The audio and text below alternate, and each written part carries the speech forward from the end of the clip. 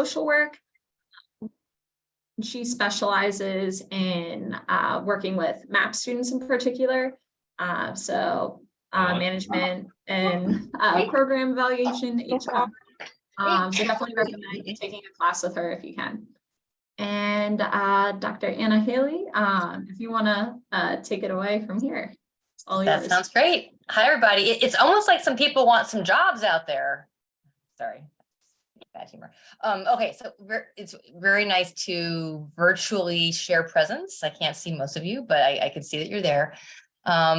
Let's do a few kind of basic kind of establishing agenda items here. So what I'm going to do today is something that I've offered for students in social work for probably the last 20 years across 3 or 4 different universities.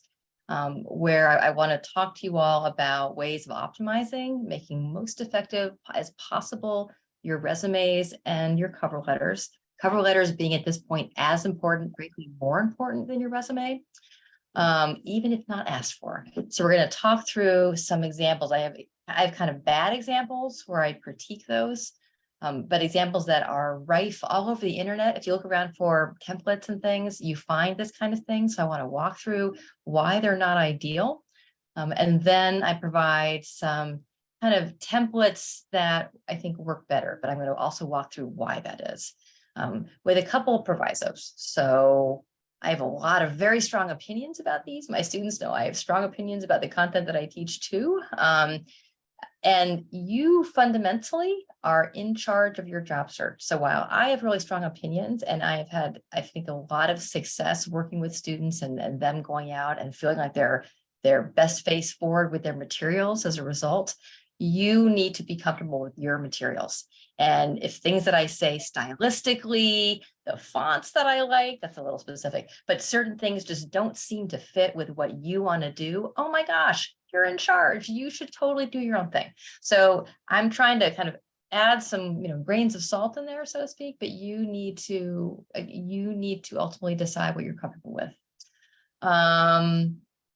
In terms of structure, so we're going to go through again, kind of with the resume, kind of a not ideal example, and I'll critique it. And then it's not really a full, it's a resume template that I think works better. Then we'll pivot, we'll do cover letters, kind of not great example, and then we'll pivot to my suggestions.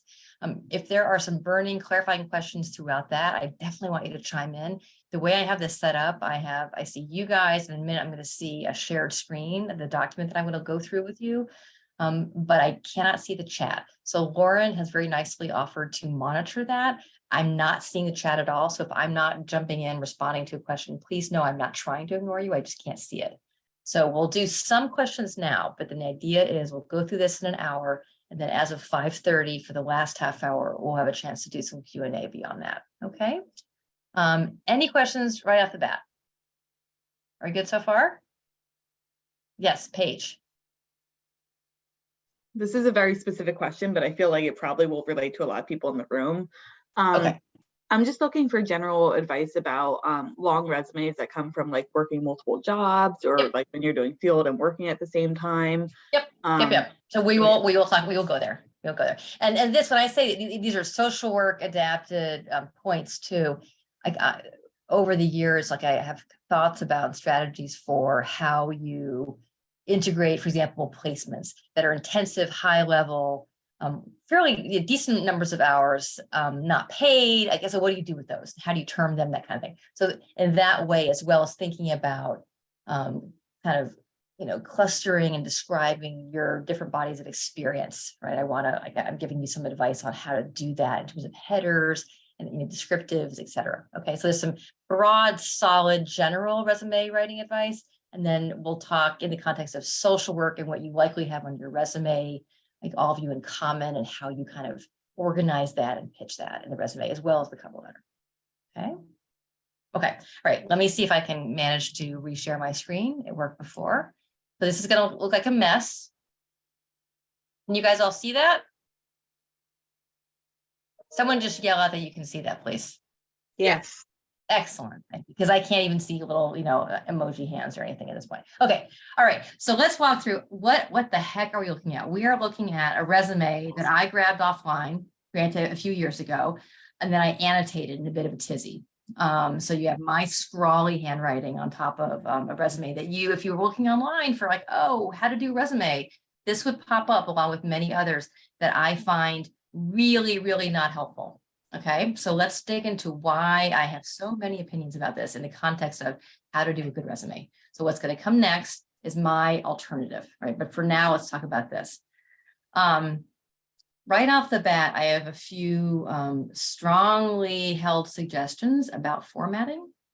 So in this resume, and hopefully you can kind of see my cursor, the margins here, they're not impossibly small, but in general, with a margin and font size, you need to aim for about 0.9 inches minimum size. You could possibly get away with a tiny bit of shrinkage of that on the right side, right? So maybe 0.8. And you want font size in terms of the main text size that's like at least that's no smaller than 11. Why so picky? Why such an arbitrary point? Well, because imagine that for a lot of these jobs, people are reading tons of these, like tons and tons and tons. And yes, granted, you can blow them up like I have here.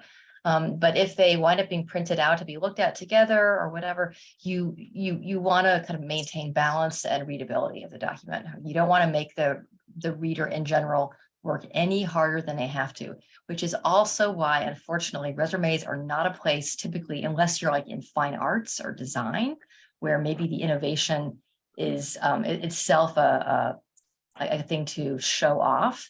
You actually want to hew to pretty standard organization. Like the people reading this want to be able to know where things are quickly and get to them rather than being frustrated at hunting around for where you put them. So in that context, okay, so diving in, header's good. This is flush left. You could be centered. We'll get to that in a second. You might want to bold the address.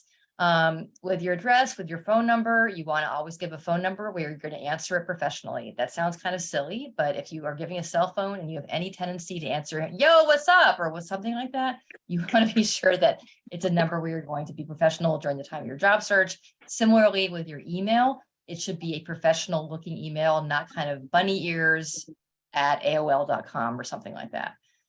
For now, it obviously can be your school email. I don't know how long those last after graduation. You might want to check on that, but it's a professional email. Okay, summary.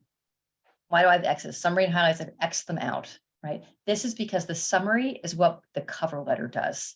You don't want to put that in a resume. The great likelihood of attempting to summarize your resume at the top here in a way that's kind of generic summary is that you're going to summarize yourself out of a fit with the job, right? In the cover letter, as we'll talk about in a little bit, you are trying to do a content analysis of the aspects of your experience as map onto a specific job. So the summary you're doing of you is intended to completely map in really strongly tailored ways onto a job. This kind of summary is a really broad one. And chances are for 5, 9 out of 10 jobs, it's not a fit. So nix it. Similarly with highlights, nix it. Get right into the content, okay? So then the other concern here is that this is non-traditional order. The really seriously traditional order is always education first. So can you change that? Absolutely. Might it kind of irritate or slow down a reader of your resume? Very possibly. Do you want to risk that? No, not in my mind. So usually I'm going to scroll down. Education comes first. And the formatting can be variable. Here they have the graduation year flush left and then the university. What you'll see in my version is having the graduation month and year on the far right side. But you have the master's, you have the degree, you have the university, you have the city. Solid, that's fine. Students always ask, should there be a GPA? Can I put my GPA in there? Here's the thing. If you put, your professors probably you've heard over time, they say, oh, don't worry about the grades. It's not about the grades. Unless you go to grad school, it's not really about the grades typically.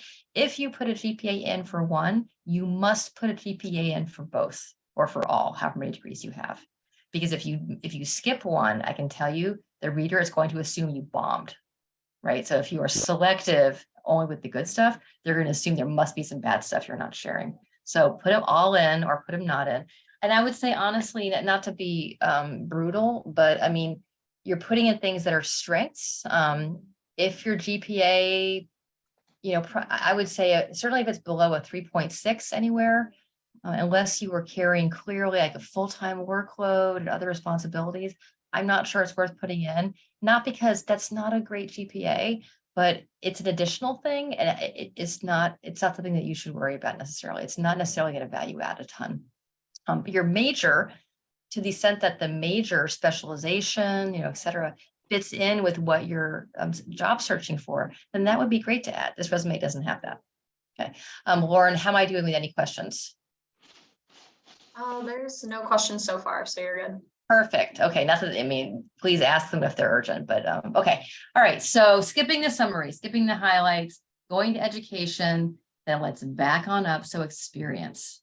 Okay. So generally the way I'm a fan, there's a lot of stuff written here.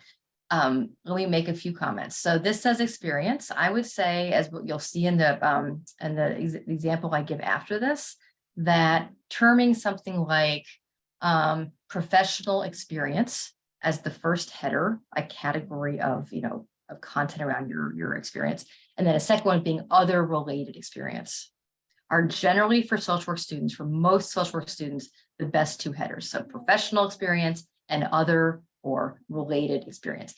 Why do I say that?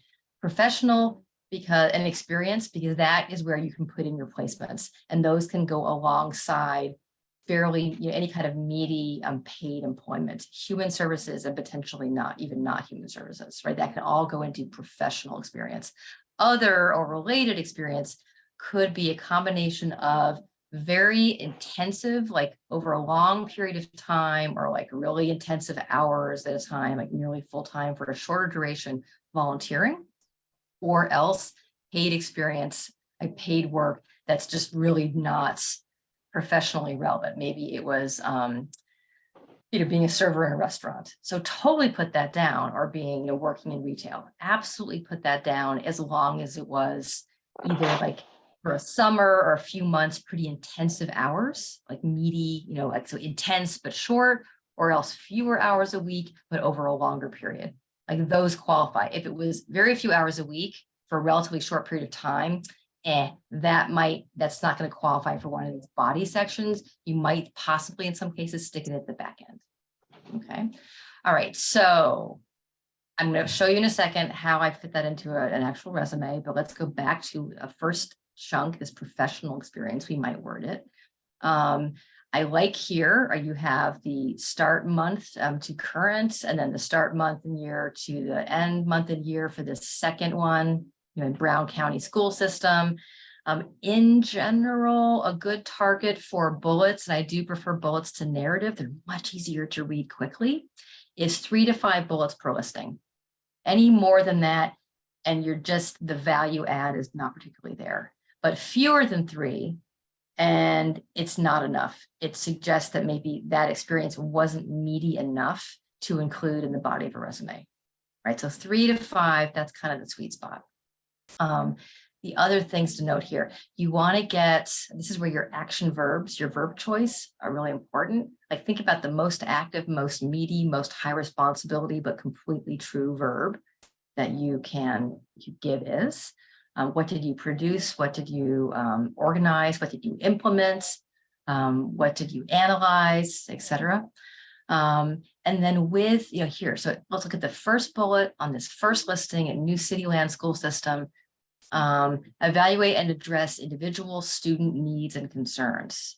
Okay, so what kind of students? What age? What environment? How many of them? Right? And how did you address, so comma, by referring to, X, Y, and Z social services, or by, so you see what I'm saying? So you want to really anchor in more detail, in this case, the client the target of the effort that you interacted with or served, like use some adjectives that describe them, provide some amounts, some numbers of people that you interacted with, amounts of dollars that you wrote grants for, amounts of sessions that you organized and delivered over what period of time.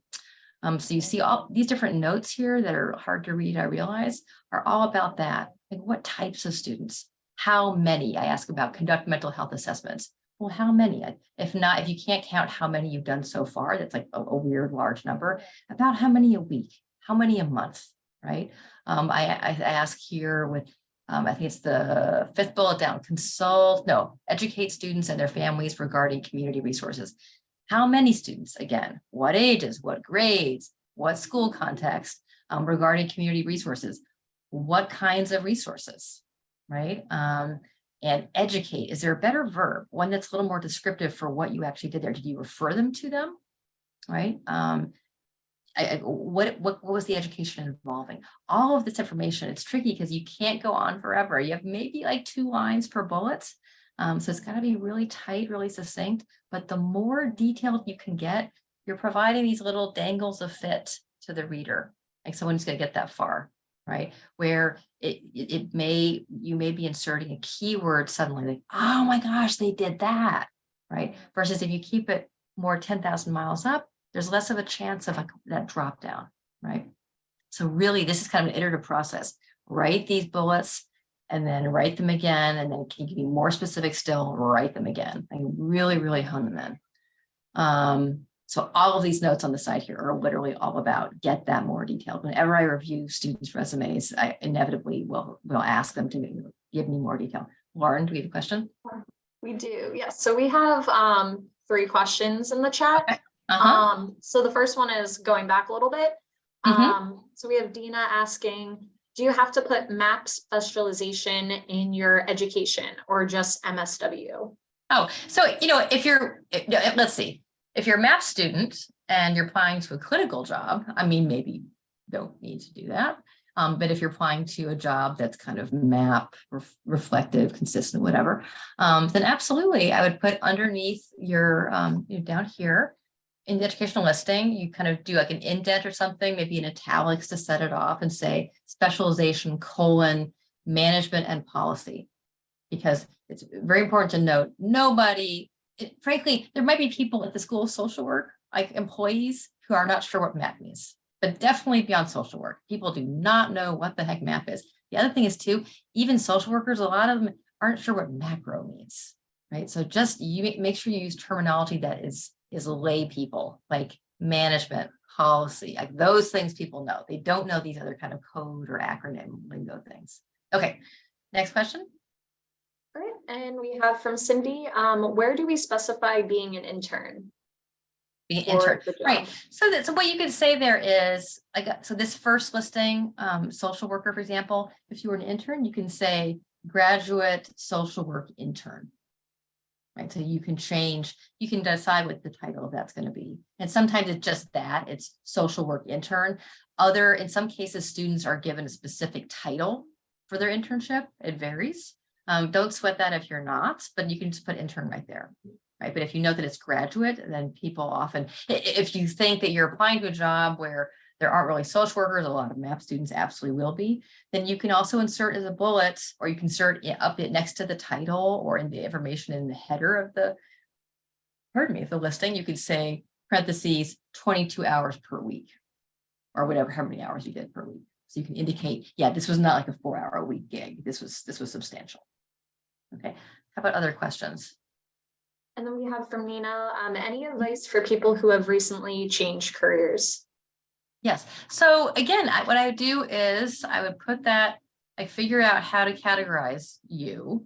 And if professional experience and then other related experience doesn't quite work, if it doesn't feel like it's a good fit for you, you could potentially do something like human services experience, and then what your previous field was. If there's like a way to categorize that previous field, you can list that underneath it as a such and such experience, and then finally other related experience, and that might be a catch-all for other things you've had that don't quite go into the first two categories, but that could be something you could do. I mean, I would do that if your previous career was really radically different. And even so, I don't think it's totally necessary. But if there's any overlap, like kind of management, you were in business, I would just put it all together in professional experience. I don't think there's a need to separate it at all. Any other question before I shoot through? And so we have two others that are pretty similar. So the Mhm. first one is, can we include jobs like work study, where we had minimum hours during undergrad, but all 4 years, as well as how far back should our resumes go? Sure. So that kind of depends on age. I would say high school is done.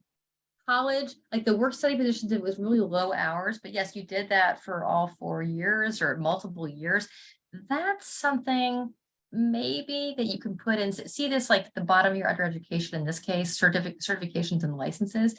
You almost always have a what I call a back section, the title of which is going to be created by you depending upon what the contents of yours is, because everybody's is different. This is where things like work study student, X hours per week,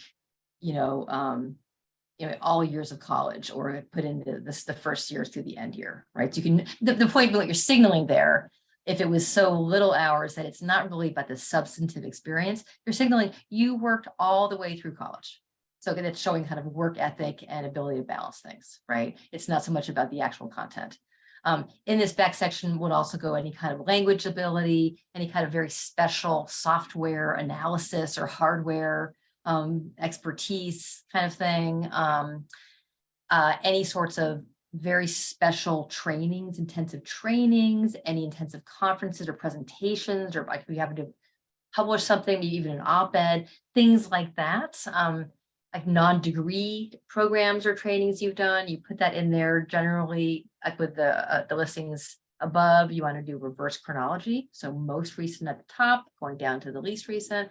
So you can kind of summarize those lighter, less meaty, intense things.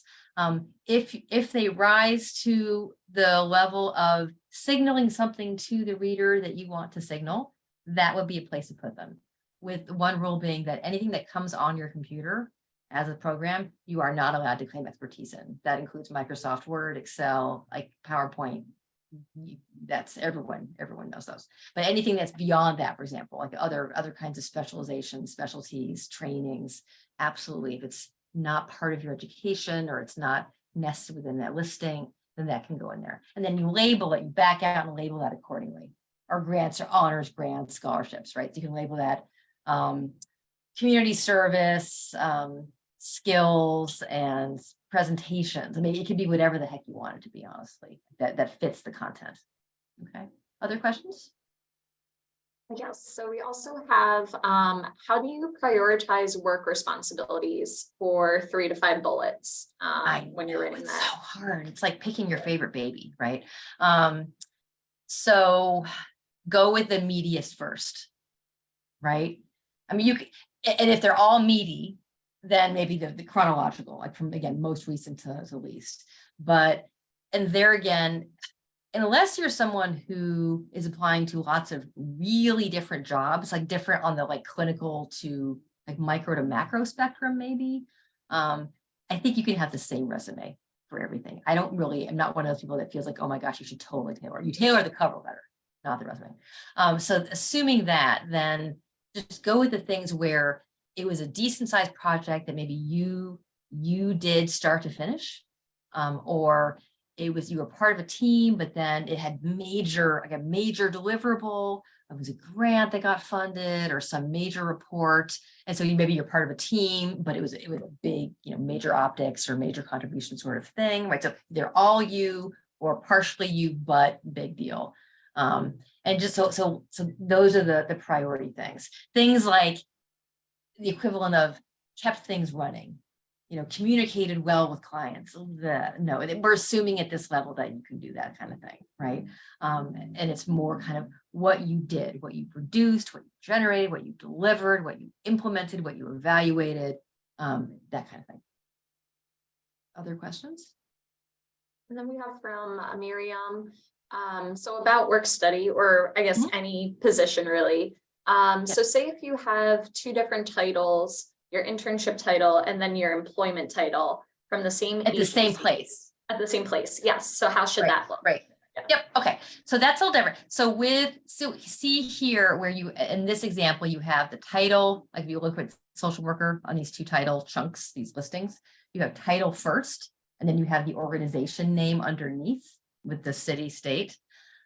The way to do that, but it's going to mean you've got to do it for all the listings after, even though you maybe only had one job at that at a given organization, is you'll need to flip it, do the organization first, and then do an indent inward and list the first job and do bullet points, 3 to 5 for that job, like with the individual. And then next to that job, you put the start and end, like month and year, and then space. And then also stay indented within, so you're kind of underneath that same organization, put the second position and then the bullet points for that and the start and end dates. And if it's concurrent, that's fine. So you could pick if one began, you go in reverse chronology. So whatever is the most recent by your estimation, or you can put employment first and then put the place, however you want to do it, but it needs to be generally it's reverse chronology. So that's the way to reflect if you've moved in an organization, have two listings or more that you want to include, organization first, and then just inset it. Because if you don't do a little indent,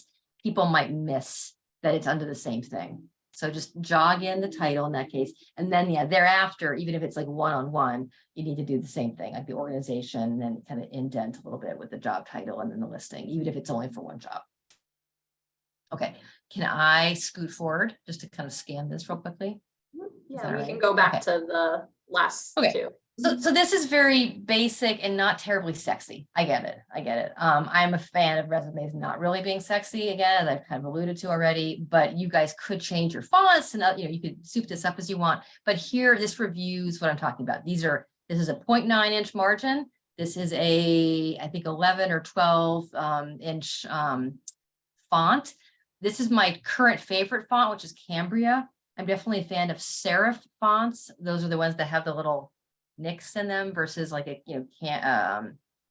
Calibri, which is just all rounded and everything. But go with what you like, that's fine. And so here again, you see there, and then I have the header. I have a little line that I put in there. Little jazz is you can have the same header for your cover letter and your resume. And that looks very polished, attention to detail showing. No objective or summary, and then you got the MSW and the BA, jog those over first, that's up top. And here you see how I've listed this with the university, the school, the city and state. In this case, if you're applying before you graduate, it's expected, May of whatever. And then here again, you have the specialization, right, in management and policy, majors, chemistry and English, etc. I did not put any GPAs here, okay? And then scrolling down, professional experience, management and policy intern, you have then. And so here you have the dates of the education are lined up, and then the dates of the start and end. They're further over to the left because they're longer, and you may need to do some, it's okay if you creep into this 0.9 inch right-hand margin thing I'm stressing, if you need to, in terms of the length of the date range, you can select on that specifically and kind of allow a little more room for that. It's okay if that goes over a bit into the margin, just not the rest of the text. But here again, management and policy intern, and you've got 3 bullets. And here, this is narrative, so don't, I'm not trying to violate my own rules, but I'm just trying to explain. And this handout will be available by email after tonight, I promise. But this is walking you through kind of the strategy of writing the bullets. So the most important thing you did, writing amounts and numbers, descriptive adjectives, 1 to 2 lines of bullet, ideally. Okay. Something intern, date again, repeat the whole structure from above and again and again. So that's kind of an example. Here, these are both intern examples, but any kind of meaty experience that you think is remotely frameable as professional or human service relevance. So I've had lots of students who have merged into managerial involving jobs in retail. Absolutely go in professional experience, especially if you're MAP, but even if you're not MAP, in my opinion. Other relevant experience, again, job title, but it's the same going forward. And these are these two. And I do a small cap on the title, like the subtitle for the section, and then you can decide how you want to like fidget with the formatting here, but this is one version. And again, I'll send that to you, or Natalie will. And oh my gosh, yes, you can have one page. Look, lest there be any questions. Excuse me, you are in graduate school. I don't know how much loan debt you guys are getting into, but you've literally paid for more than one page of a resume at this point. And some of you that have had other careers or positions, for sure, you're going to go into 2 pages. And in some cases, you might even go beyond that into 3. And you shouldn't go into 3 if you don't really need that. So be mindful. You know, in this case, I think this is fine to go over this much. I mean, if there would be a way to tuck it in where maybe it would fit onto one page, not a bad idea. I would say if you've got at least a legitimate third of a second page, own it and move forward. That's fine. So let's see here. Finally, if I want to go into cover letters pretty soon, that I've summarized this thing like service skills and honors. But again, it really is that whatever words you use, just describe your unique combination of stuff that you want to put in there. And those are some, so the content here is guides for writing them. It's not, actual sample guides. And then also really important is this is standard for a resume. Now, granted, unless when you apply for a position, they demand references up front, in which case usually it would be an online data entry or a separate document. You never want to put references in the resume. And that's because you can't then, chances are when you do that, you're not going to be able to control whether or when an employer is going to reach out to your referral people. Right. And you want to do that first, right? To have your referral folks give you the best references, you have to work with them. You have to line them up, get them happy to refer for you. You have to give them your current resume, the job posting that you're applying for. And then at the moment that you're thinking about applying, like when you're going to hit click, you then immediately need to send them that information, say, after you've enlisted them, after they've agreed to do this for you. Each time you apply, you need to say, I just applied to this. I'm really excited about it. Thank you so much again for being a reference for me. Here are some thoughts I have about my good fit with this particular job. Here may be a little bit of concerns about things where it's a stretch, but I hope it's okay. When students tell me that, it helps me to know what to really bang out and highlight of what I know of them if I can. And then if there are things that they're worried about, they maybe don't nail in terms of fit, if I'm able to comment on those, then I make a beeline for that too. But that's all about a student, a person working with the referrer proactively in advance of applying. If you stick this on a resume, certainly without that concurrent communication, then it hampers that whole strategy for you. And it's not very considerate. So references available upon request is the de rigueur way to do it. And I usually center that. Okay, pausing. How are we doing with questions or such?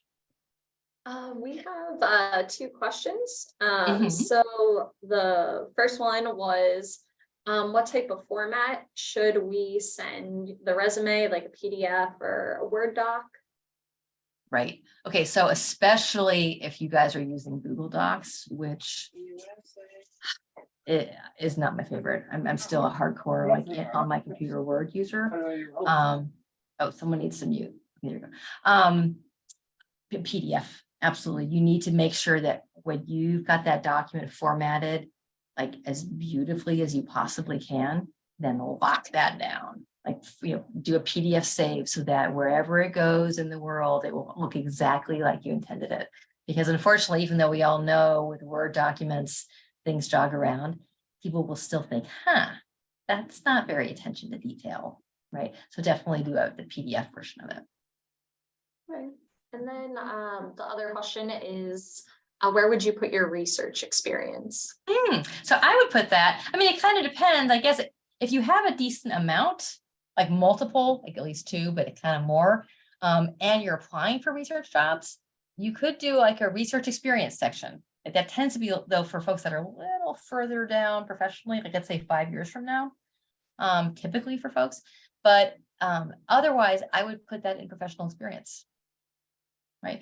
Certainly, if the job you're applying for actually, even if it's not research related, I would put in professional experience, right? Research is kind of professional stuff, for sure.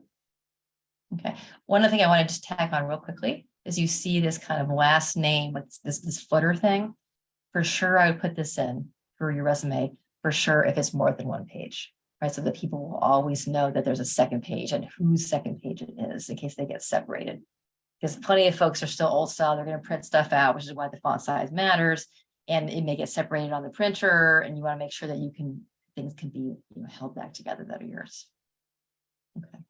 Am I able to go to a cover letter at this point? How are we doing? Yeah, no other questions. Okay. So cover letters. I So- have a question. I just have a quick question. I'm sorry. Yes. Yes. So we're saying is no highlights. It's just education and then professional experience. Just like this, right? So you go right into education, professional experience. Again, these are my suggested titles. As I started the whole thing off with, you need to feel like this is you, that you feel comfortable with this document reflecting you. And so if this does not seem to fit, absolutely, oh my gosh, I'm not there getting the job with you. So you should feel okay about that. So in my book, I mean, I've guided students on this for 20 years. I've yet only like a few cases with folks that had really extensive, like more than a decade of career beforehand. This is generally just fine, professional experience, and then something like other experience or other relevant, related, whatever kind of thing, or other experience, whatever. So these two categories generally do the trick for folks at this stage. Okay. We good? Okay, so let me talk. We have a Sorry. few more, but I guess we should do the cover letters first. Let's and do the then cover we can letter, do the and then there Q&A. will be, people can stay. I'll sit around from 5:30 to 6 for other questions. I'm happy to do that, but let me just get this content for folks that were expecting to have it. So while the resume can be the same across, in my opinion, a cover letter is absolutely specific to the job. Now, that's the bad news. The good, in terms of the workload. The good news is, though, the way that this can be done over time, these can be easier. It's kind of like puzzle pieces or modular clothing wardrobe. This is like the modular cover letter approach, right? So in a nutshell, I'm going to just go through the structure and then I'm going to back up to the details. In a nutshell, it's an introductory paragraph, it's a conclusion paragraph, and then give or take 3 body paragraphs. And what each body paragraph is, this is the key thing. This is the individuation tailoring thing, is a content analysis of how your resume uniquely fits one of each of 3 key major responsibilities of that job. You're going to, like in research methods, you're going to do a qualitative content analysis. And how you do that is you're going to look at the job listing. And sometimes it's really helpful. It's listed where they kind of like key responsibilities. And generally the most important are at the top. Not always though. So you got to read through, maybe it's a narrative, job description, job responsibilities, what this job does, how it contributes, whatever that is. Not so much the qualifications, but the responsibilities text. And you're going to read through all of that. And occasionally they've done the work for you and they've literally listed like 3 top like keywords or like bullet points that are really short phrases. Boom, you've got them. That's what you got, each one of those is what you write a body paragraph on. Sometimes it's not done for you and you've got to sit there and read and figure out what seem to be the most important, like 3 categories of thing, like program evaluation, client intake and referral, or whatever. I'm better at the math stuff, right? So, but the categories of responsibility, like not just like a little nitty gritty. They need to produce a report every January and June for the funders. Not that, but funding, like funding, record keeping and processing or something like that. Whatever. So look through the whole thing, and you got to, with each job, you've got to figure out what are the top 3 categories of meaty stuff, right? Because you kind of want to do anyway, because that's what you do to figure out if you want the job, right? Is get a sense of it, like on paper. So you do that, and then you look at your resume, and you glean from your resume all the stuff that fits into each of those things. You literally just get a document open on your computer and write the keyword, key phrase, responsibility 1, and list all list all the stuff that you've done, all the stuff in your internships, in your paid employment, whether or not it's human services. You might have done some really good program evaluation or employee training, like working in retail, as a manager, in your classes. And then how do you talk about classes? You talk about classes where the class was completely focused on a given issue, like human resource management. And the job is about human resource management or components of that. You can say you took a graduate class in that, or more often, you focus on a major assignment that you had to do, like a grant proposal, a program proposal, or some sort of comprehensive review, some product that's this discrete, intense thing that if it lines up with one of those job responsibilities, that's, and I took a graduate class where in that class, I produced a blah, blah, blah. Right. So put that in there, needs assessment of a community, et cetera. And then any little bibs and bobs, trainings and stuff that relate. So just literally get in your document and write notes under each of those headers, like write the headers out, the job responsibility categories, and then write notes for your resume. And then as you do that, by the way, and then from that, merge it into a narrative. I put it together as, with respect to the area of program evaluation, I was fortunate in my position as X to blah, blah, blah, blah, blah. In addition, in my internship as Y at such and such organization, program evaluation type stuff. Also, in a graduate course that I took on, something, I generated a program evaluation, something or other assignment, right? So you see, you're gonna walk through let's say 3 or so examples of your experience per responsibility. You're gonna write that paragraph with that little job responsibility container header. And then you'll save a master document with all of your cover letter, job search paragraphs, right? And you can see initially you're gonna have to be doing a lot of writing, but over time, chances are if you're applying for it all like a cluster of a type of job, you'll be like, oh, okay, this job needs the program evaluation thing. It needs a volunteer recruitment and training thing. I got that paragraph, boom, copy and paste. And it needs this other thing. Oh, I have to write that one new, right? But over time, you'll be able to both tailor, but then kind of assemble stuff that you've already thought about in terms of your experience. This also, by the way, is amazing prep for your job interview, that you've done this kind of analysis. It will help you to answer questions much better. So that's the structure. Let me pause. How are you doing on questions related to this at this point? Yeah, we have a few questions in the chat. Mhm. So we had someone who asked, do you recommend listing our LinkedIn account? Yes, if it's good, right? If it's really professional and tight and thorough, yes, you could actually even put that in. Put it in the header. So again, I'm a fan of doing a little professional stationery where the resume and the cover letter have the same header. You can go ahead and stick that up in with, your, a line separate from your contact information with your LinkedIn account. Just make sure that it's good. You need to have a thorough profile with all the bits and pieces filled out on that.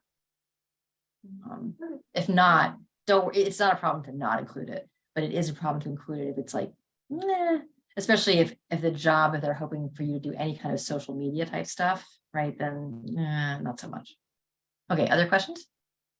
We had another one asking, how do we write if we are waiting to take the LSW exam? Oh, you can say as a top first bullet in that back section, you can say registered for LSW exam month, year. So you can put that on their radar.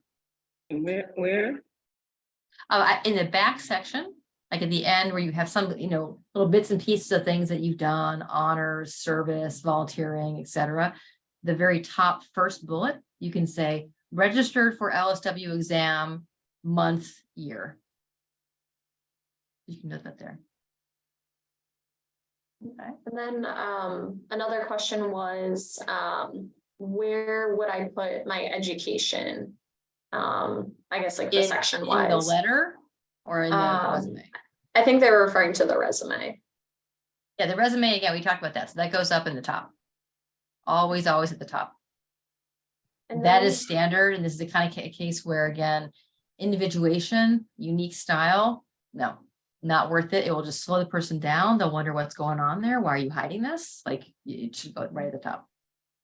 Awesome. And then we had another student ask, should we include our entire address or just the city and the state? Oh, that is a really interesting question. You know what? I've never thought of that before, but if you're not super thrilled putting your full address in, I think it's fine to put city and state. I mean, the unfortunate thing is that the reader may be like, huh, that's weird. That's a little cagey. And yet, like, why do they need to know that? They're not going to be mailing you something, chances are, at least not at this stage. So whatever you feel comfortable with. I mean, the convention is the full address, but you know, hey, we can buck that.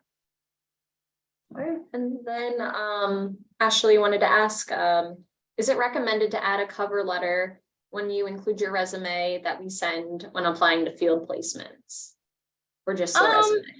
I don't know, at this point, I'm gonna hold off having an opinion. I mean, in the past, I can't imagine doing that, but that's the past. And I'm not necessarily caught up on the dynamics of how people get placements. Admittedly, I actually wasn't aware that you had to have a resume for field placement getting. So given that, I'm going to, maybe I'll loop back and check with some of my field placement buddies to get a sense of that. But I'm probably not that, but a job, yes. A job post MSW for sure. Yes.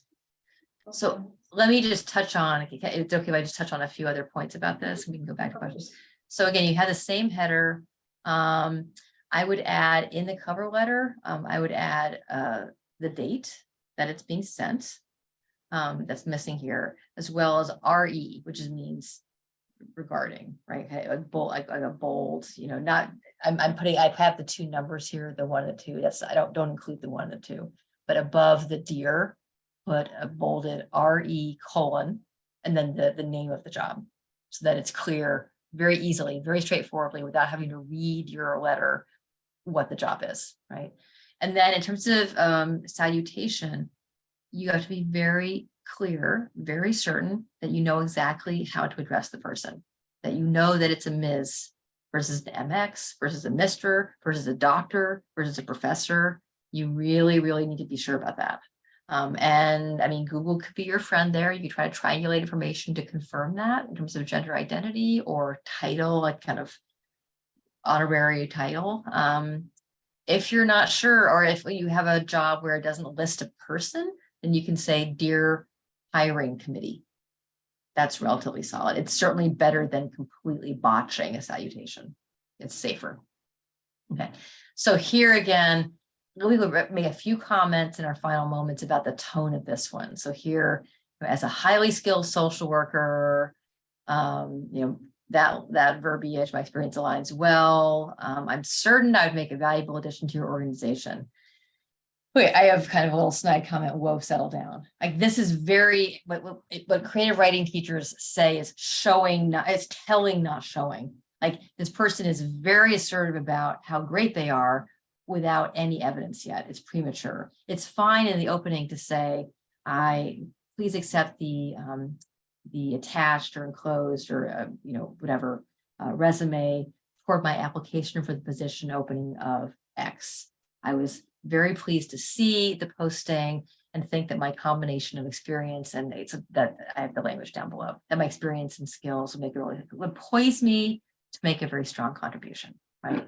And then she just kind of spins out over and over with kind of a random just summary of herself that really does very, very little clearly, that I can tell, to map onto the job, right? It's just a lot of general praise of herself. And I'm all about praising, but there's a time and a place and a way to do that. Here, it's not really mapped onto the job, right?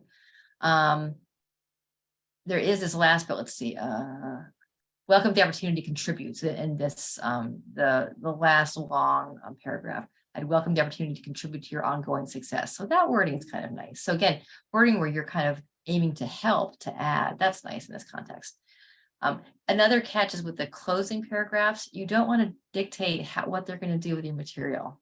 Like, don't tell them to please review it, even please, right? And don't say you're going to follow up, because these are all hiring processes in nonprofits and public sector are all on top of everyone's paid work. It's a lot of work. They do not need you, unfortunately, telling them that you're going to call them or saying that you hope to hear from them very soon. I mean, it's reasonable to hope that, but you shouldn't bug them about that. You should say you're grateful for the time and energy spent reviewing your materials, and you would welcome the opportunity to learn more about the organization and the job. So that noted, I'll show you the suggested text for that in just a second. With the sign off, you can add your pronouns. Awesome. And underneath that, maybe italicized or not, if there's anything else that you're including with this letter, presumably a resume, like if it's in an email or you've uploaded it into an online interface, you want to ideally put in enclosures. That's if it's physical. That's the olden days, like mailing it.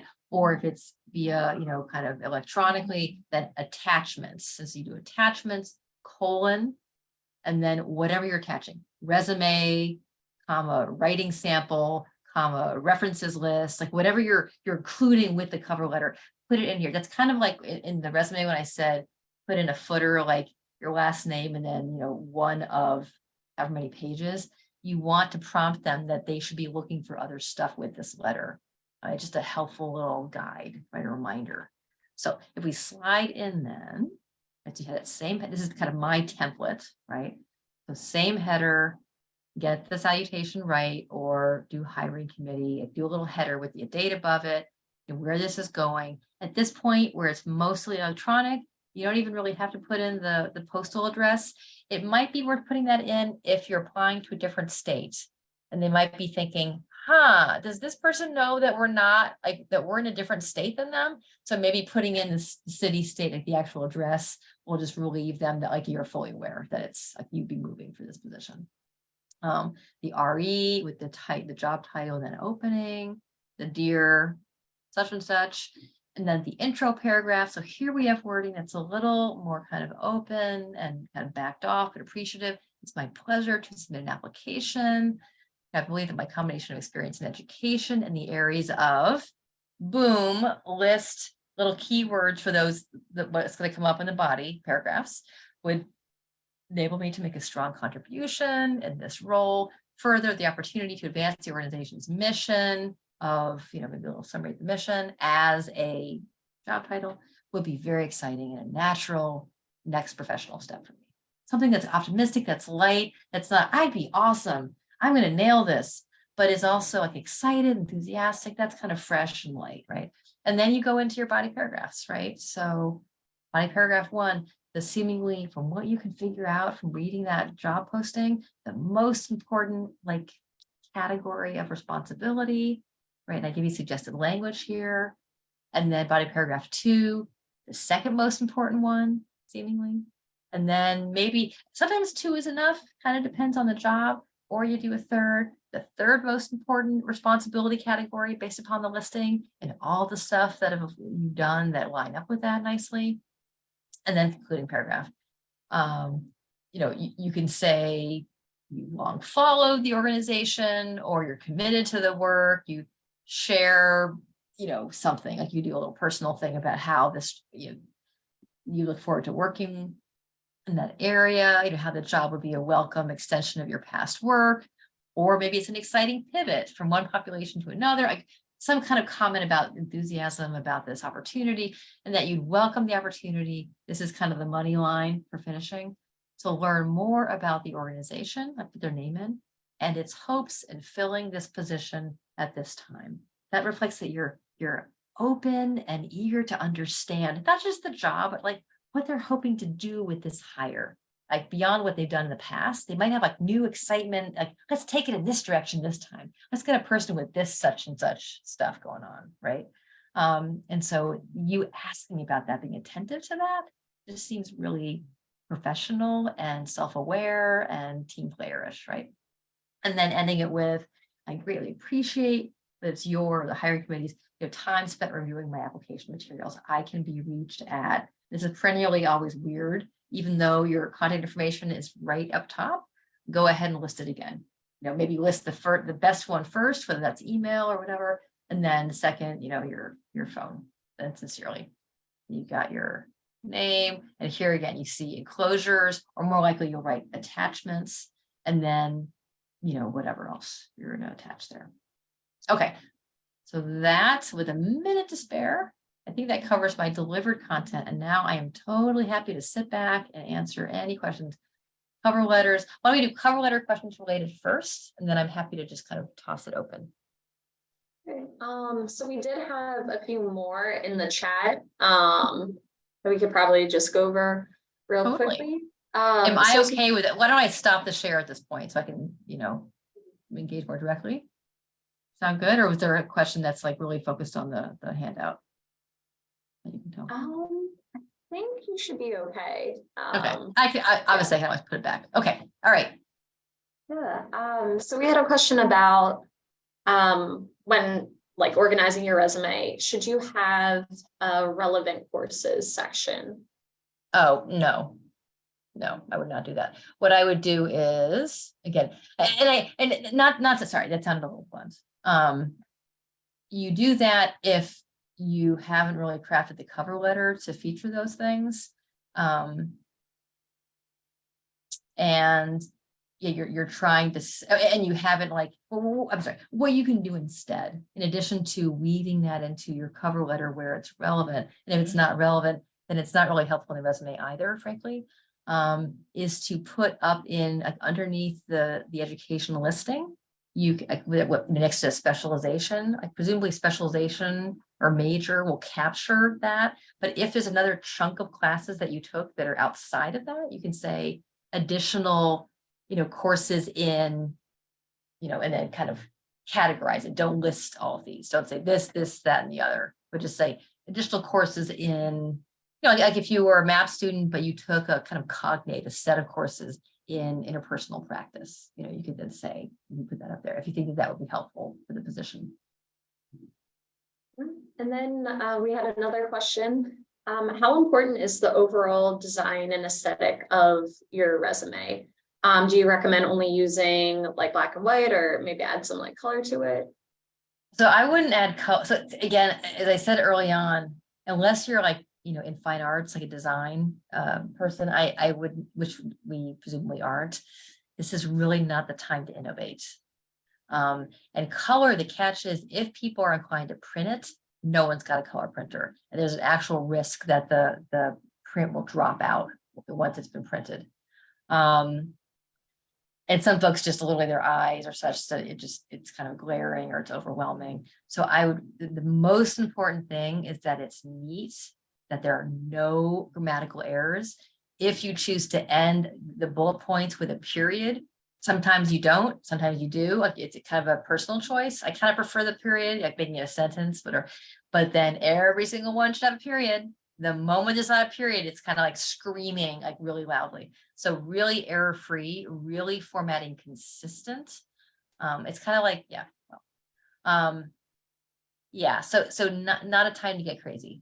Keeping it really readable, neat, really well organized. That is signaling that you can kind of professionally present yourself, that that you have attention to detail, that you know the way to do things. Because the thing is, getting in the door, if they don't know you, you need to kind of prove yourself as being like a good, consistent, reliable, someone who knows how to do these things properly.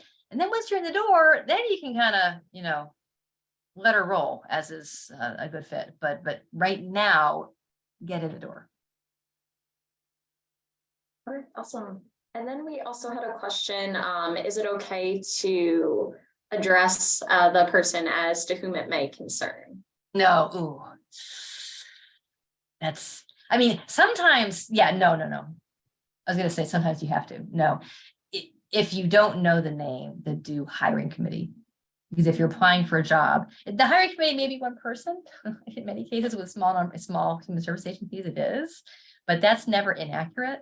But to whom it may concern sounds so aggressively cold, unfortunately. Not that you don't intend that, but it comes off as really, really distant. So hiring committee is perfectly fine. Dear hiring committee members, and then the top is hiring committee with the address or whatever. It is the completely okay way to avoid that. Cool. And then we also had any recommendations for when you're writing the body of an email where you're attaching the cover letter and resume when applying. Like you get all the things done and you like PDF'd them, PDF the letter too, by the way. And you're ready to go and you're like, oh, I need to write something in the email. So I would just say, greetings. It's my pleasure to submit materials as an application for the position of X. Kind of a little mini select version of the front end of the letter, like, thank you for considering my application. I can be reached at this email or alternately via, and then your phone number. You keep it short and sweet. I wouldn't try to dump back in your cover letter content. Okay, and then we had a question. So in addition to, as you mentioned, when you're signing off on the cover letter, sincerely your name, and then you can put your preferred pronouns. Yeah. Is there anywhere else in your resume that you should include your pronouns? If you want to, you could put it next to your name right at the top. When your name goes at the top of the resume, you could do your name and then parentheses, your pronouns.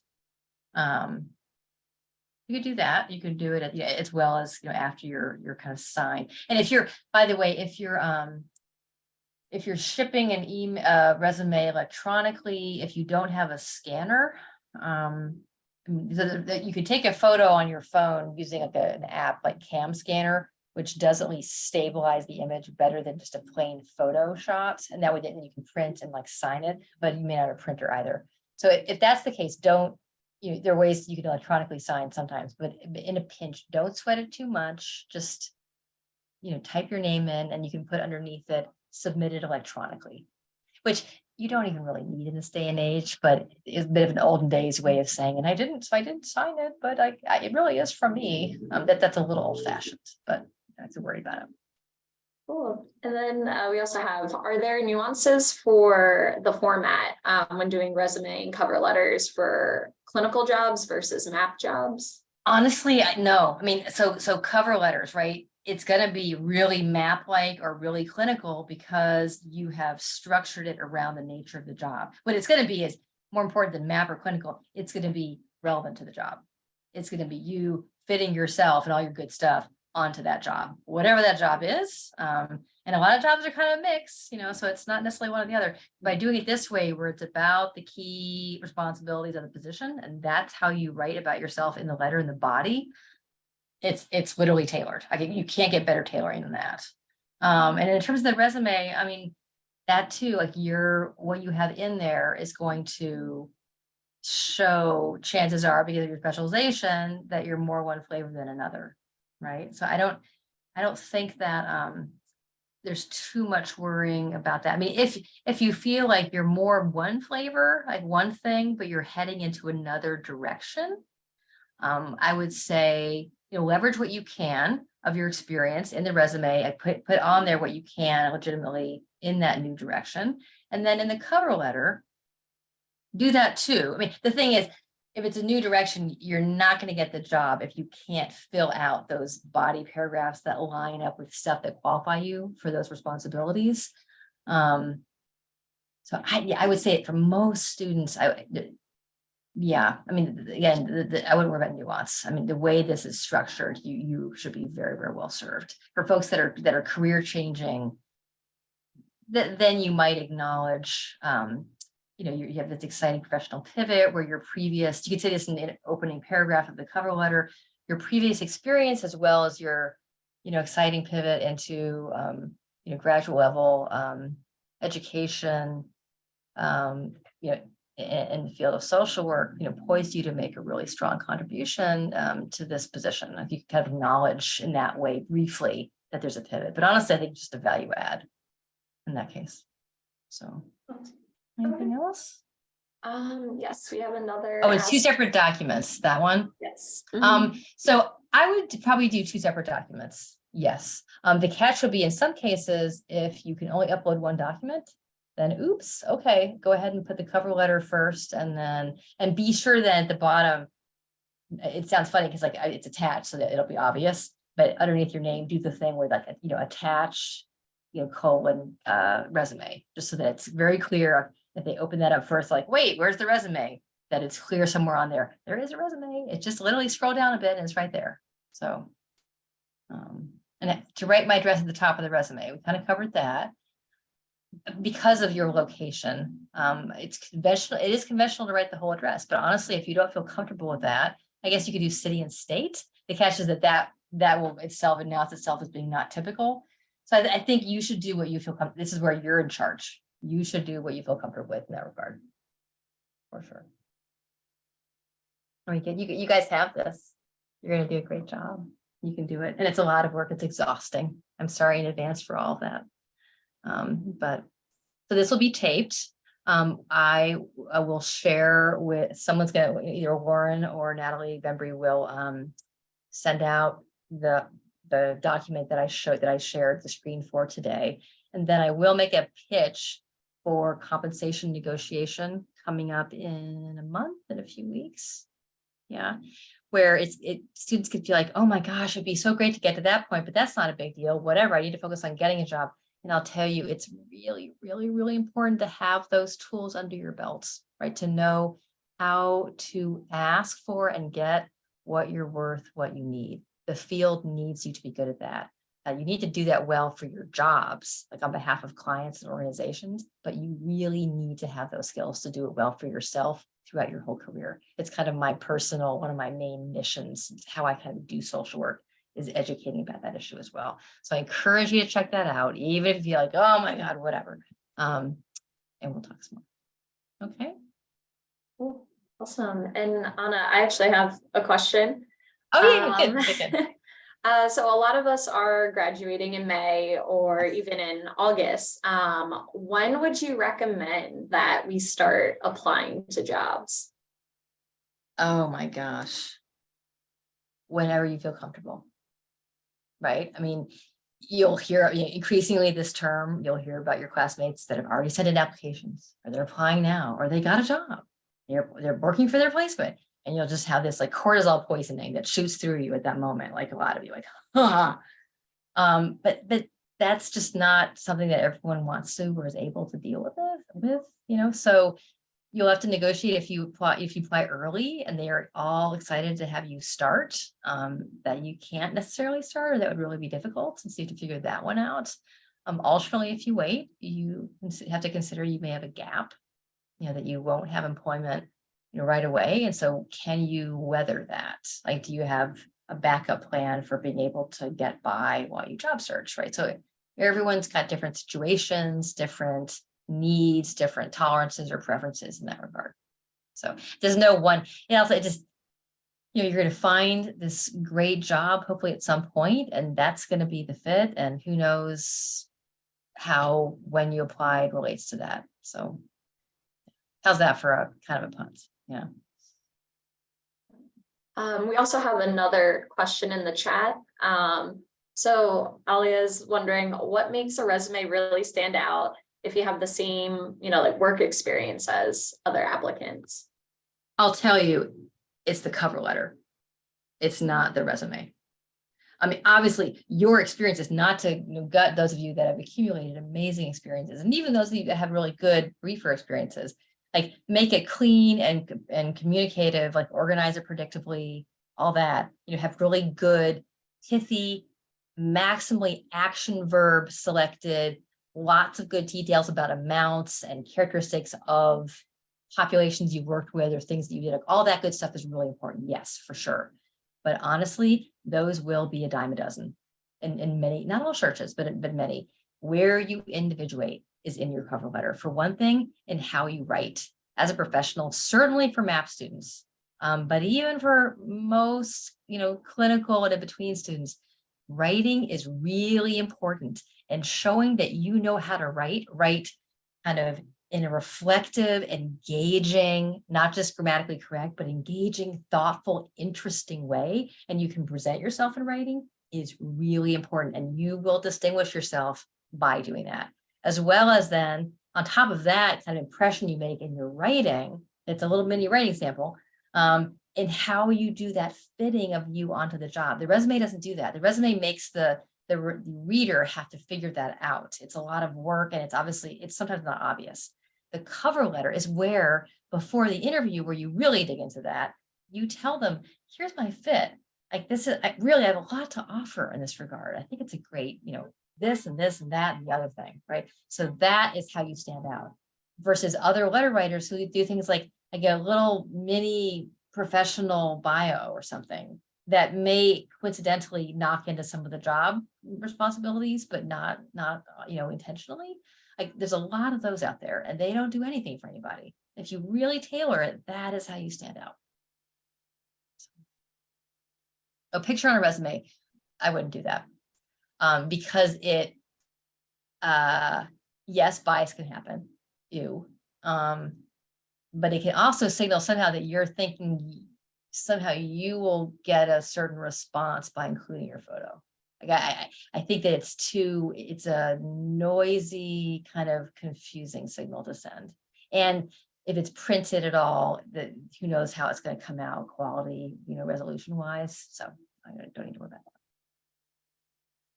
that. Anything else? What else? We have some more time. I'm happy to sit and chat some more.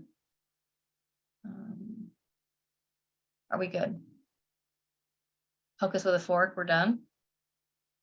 Yeah. Yeah, if anyone wants to ask Dr. Haley any questions directly, feel free to do so, or on the chat. Yeah, on the chat, or I'll linger.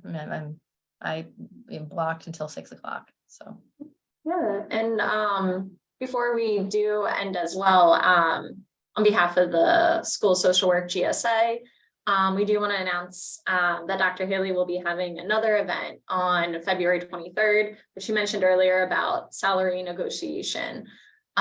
So stay tuned for that. And we're also going to be having, announcing actually today, the GSA is having a School of Social Work, or rather GSA School of Social Work logo contest, as well as for our merch store. So if you're good at like creating logos or designs, definitely should send us what you got. And this will be open until February 10th. So I'm gonna add the flyer right here in the chat, and we'll be sending that out as well. And okay, so it looks like we also have another question. Yeah, there's the gap in employment. So here's the thing with that. At this point, because of COVID, especially, and given that society has begun to catch up on respecting and honoring family care obligations and commitments that intersect with traditional employment experience, I wouldn't worry about it. In most cases, I would just go ahead and put your good stuff in there and not sweat about it, and not put it in the cover letter. Just kind of talk about all these things that you have to contribute to the position, the good fits.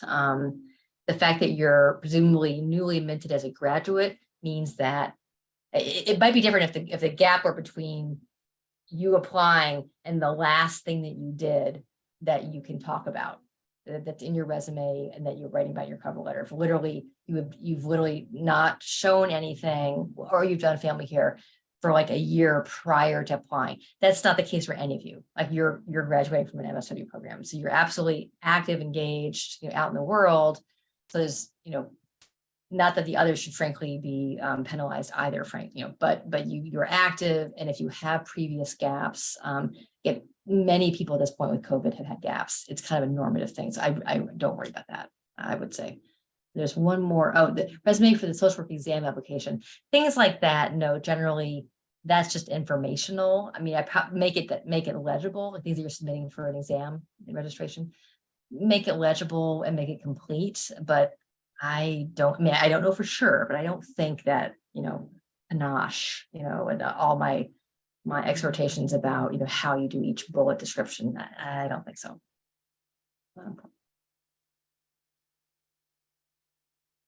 Anything else?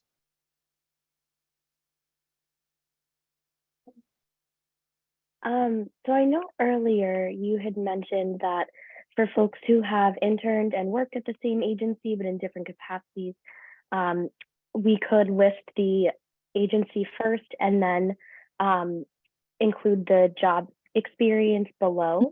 Yeah. I was wondering though, do you have to do it that way if you're concerned about potentially taking up too much space with indentations and whatnot?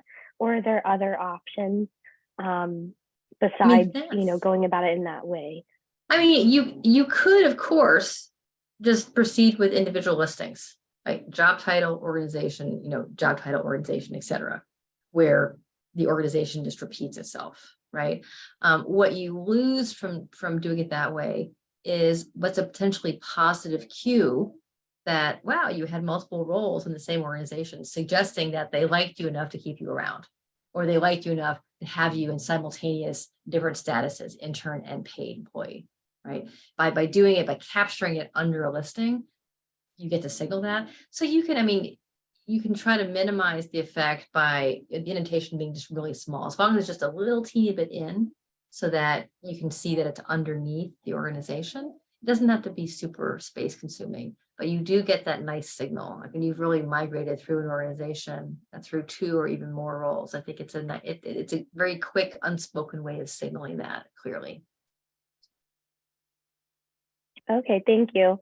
Yeah, space is always really challenging, and the 0.9 minimum for margins I threw me know. for a little loop. So I'm used here, to 0.5, so oh, I know who you are, 0.5ers with the 10 or 9-point font. I see you. Here's the thing, what you can do though, just be careful. And it gets a little crazy wacky with with formatting. So get everything into 11-point font, you can do like a 0.9 on the left. You can try 0.8 on the right because it's kind of jagged. So you can kind of get away with that because generally it's going to be more than 0.8. And you can try to fiddle with the white spaces. Like let's say in between the listings within a section, you can shrink, put the cursor in there, and you could shrink it from the 11-point font, like the rest of the surrounding, typing. You could shrink it to 8, right? So I often, if I'm pretty close to snugging something into a page, or if you don't want to cut a job listing across pages. So if you're kind of close, you could just hug up the white space, shrink it, experiment and shrink, but then make it consistent. You can't do it just for one and then have the rest be normal. That'll look uneven. So go through and just pop that and shrink it up, 8, maybe 7, kind of look at it when it's done to make sure it doesn't seem super crowded. And that can be a way to, to get things in, under the wire, so to speak. And then that's why you really do have to PDF it, because sending it that heavily intricately formatted off to someone else in Word, who knows what that's going to come up like. So. Anything else? Let's see, job title changed, but your position stayed the same. That's interesting. So it just kind of almost a clerical thing, right? So this is from Nina. So that your position, you're doing exactly the same thing, but it's just a different title. Is Nina still here? I don't see. So the answer to that, I would just kind of like when you change last names, I would put the current, the current or most recent title, and then in parentheses, formerly, and then the old title, parentheses.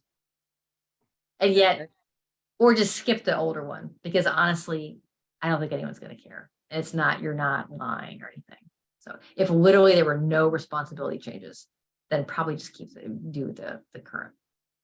And what about if your department changed names? Wow, interesting.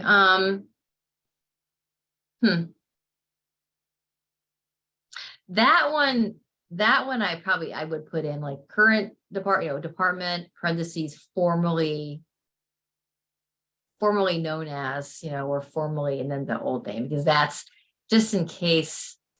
So I don't want you to risk that someone, knows the previous name and thinks that you don't know what department you work for or some kind of weird thing like that. So just kind of in the case of the department, I'd be sure to put in both. Thank you. Page limit for a resume. It does not have to be 1 page. Basically, the page limit is whatever number of pages you legitimately need without like lots of padding and huge white space, right? So just do an honest resume, put your good stuff in there, 3 to 5 bullets per, 0.9 margin on the left, maybe 0.8 if you want on the right. And if you're at that point, seriously at like however many pages and the half of the next, at least, then maybe with some selective white space tightening and font size, maybe you can get it up, up off of that half page, but probably if it's a full half page extra, then probably not. So then that's fine. And then go with that. Right. Let's see.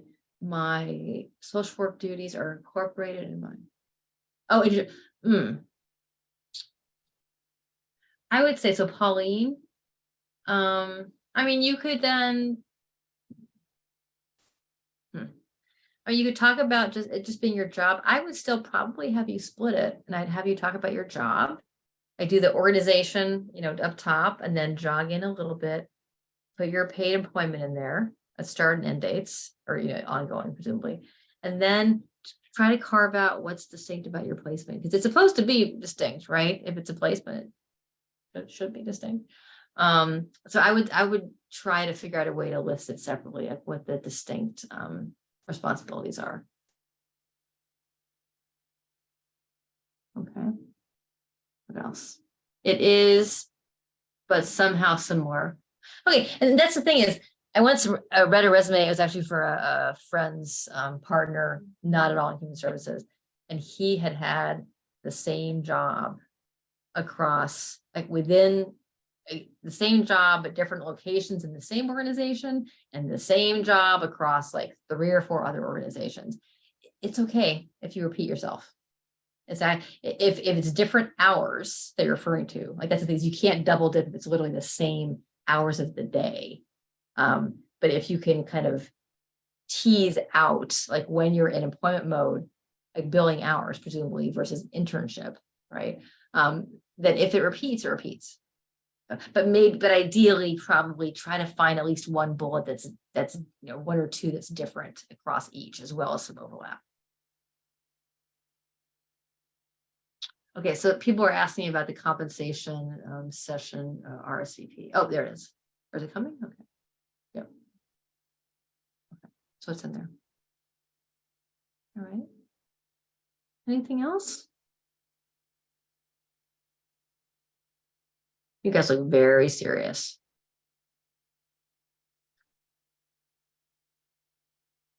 Okay, shall we call it a wrap?